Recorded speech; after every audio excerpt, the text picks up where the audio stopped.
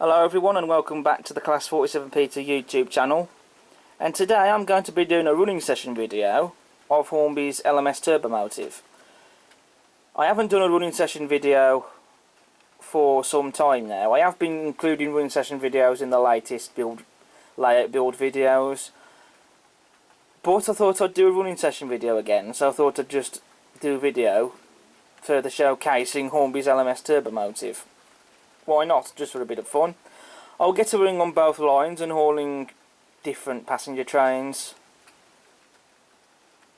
And also, because I will admit I have missed doing these running session videos a bit because I haven't done them in a while, so I thought I'd do something different for a change and get back into doing them.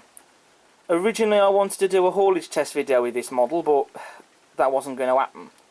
I did put a poll out on Facebook and the majority wanted that, but the magnetic couplings didn't really seem to like that. The more coaches I put on, they just kept disconnecting and it wasn't really working out. So I thought instead I'd do this running session. Now I also want you guys to be involved with this channel. I know I haven't been doing these running session videos lately at all because I'm concentrating on the layout, but should I consider doing them again? Should I go back to doing these big running session videos? Should I just leave running session videos for the time being in my layout build videos? Or would you like to see perhaps running session videos with just one loco? Like for example, one time I can do one with, let's say, the Hush Hushes, another time a diesel, let's say a Class 47, perhaps maybe another time the P2, one with the Class 87s, etc. You get the idea. You know, perhaps maybe even weekly running session videos if I can. But that will have to depend on what I'm doing though. So you guys tell me what you think. Drop some comments down below, and depending on what you want, and then I'll look into it for you. As for the Turbomotive, I have just off camera been fitting the accessories from the accessory bag to this. You can just about see the crew in the cab there, and I think that they do bring the model to life. And I still think it is a beautiful looking model, because it is. I mean, it still, I think, looks amazing. The mechanism is reliable on it, and it just runs very well. It might be a Marmite loco somewhat, some people might think it looks ugly, but I think it's a very unique and fascinating bit of engineering that we've now got in model form.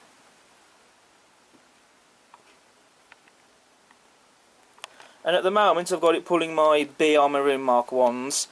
Not entirely prototypical for this loco in this livery, but I think it looks exceptional behind the loco, this rake, as it does with the LMS set, which at the moment is coupled to my Duke of Gloucester. And I know Hornby, yes, sure, they have let some dodgy quality models slip out of the net, but it's not like every product they've produced is bad, and it isn't really. You know, if you just ignore the amount of products they produce that are not so good, and look at the amount that they have that are great, then I think that says a lot about the Red Box Company, I think, in my opinion. And Hornby, they are important to this hobby, because we do need them. So, we'll get this running session over and done with. So thank you all for watching, and I do hope you enjoyed this video. If you like what you see, subscribe to the channel. Hit this like button, and again, don't forget to write up some comments. Tell me if you'd like to see more running session videos. Should I start doing them again or wait until a later date? Again, you tell me what you think, and I'll see you again for the next one. But until then, take care. Bye for now. So in this video, I just want to show a clip of a feature that the Turbomotive has that I've only just found out about myself. I do wish that I had known about this earlier, so I could have included it in my review, but there we go. So I do apologise for that, but I'm including it in this video so I haven't forgotten about it entirely. So this concerns the rear tail lamp.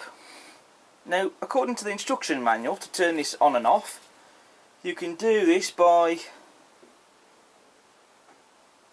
using your index finger and thumb. So we're going to see how brilliant that this feature is. Now I do not have a rolling road, so I'm having to use a buffer stop for this. I know it's not going to be the best in the world to do it this way, but I'm sure it will work fine. So as you can see, the rear tail lamp is on, and if I just gently squeeze it, you can see it's turned off. On and off. You don't need to do this hard, just gently. You don't even need to squeeze it at all really, just put your finger and thumb gently on the tender body side and it works perfectly. There we go. Now I don't know about you guys, but I think that's actually quite a clever feature. I know some people might think that a gimmick, and you know, let's face it, I'm sure by definition it probably is, but I think it's a clever way of doing that. So I'm curious to know about what your thoughts are on this feature. I actually think it's quite clever. Little features like that, I think, that just add to the model and probably make it a bit more special as well. So those are my thoughts on that feature, and it works perfectly as well. Right, so now we can get into the running session. So I'll see you in a bit.